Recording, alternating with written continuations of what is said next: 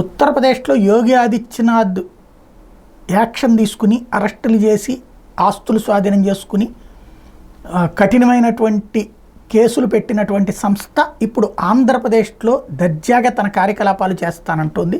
స్వయంగా చంద్రబాబు గారిని కలిసి మద్దతు ప్రకటించింది. ఇది ముఫ్తీల జాతీయ సంస్థ.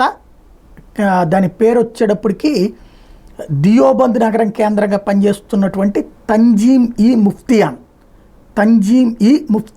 ఇది ముఫ్తీల జాతీయ సంస్థ.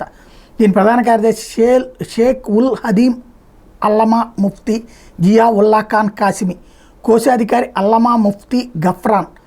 సంస్థ ఆంధ్ర రాష్ట్ర అధ్యక్షులు ముఫ్తీ ఇస్మాయిల్ కాసిమి చంద్రబాబు నాయుడుతో తాజాగా భేటీ అయ్యారు. వీళ్ళు వచ్చేటప్పటికి ఇస్లామిక్ బ్యాంకు పెడుతున్నారని, చంద్రబాబు నాయుడు వస్తే ఇస్లామిక్ బ్యాంక్ పెడతానన్నారని, రాష్ట్రంలో ఉన్న మిగులు భూములు వక్ఫ్ బోర్డుకి ఇస్తానన్నారని, కాబట్టి ఆంధ్రప్రదేశ్లో ముస్లింలు చంద్రబాబుకి అండగా నిలబడాలని పిలుపునిచ్చారు.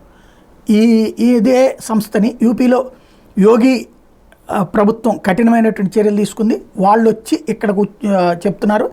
టోటల్గా అమరావతి ప్రాంతంలో గుంటూరు తూర్పు, విజయవాడ పశ్చిమ నియోజకవర్గాలతో పాటు ఇతర ప్రాంతాల్లో దాదాపు 9 లక్షల మంది ముస్లిం జనాభా, 750కి పైగా మసీదులు, పలు ఆటోనగర్లో అత్యధికంగా ఉపాధి అవకాశాలు ముస్లింలకు ఉన్నటువంటి నేపథ్యంలో వాళ్లతో సంబంధాలు ఉన్నటువంటి ఈ సంస్థ రంగంలోకి దిగడం అన్నటువంటిది కీలక పరిణామం.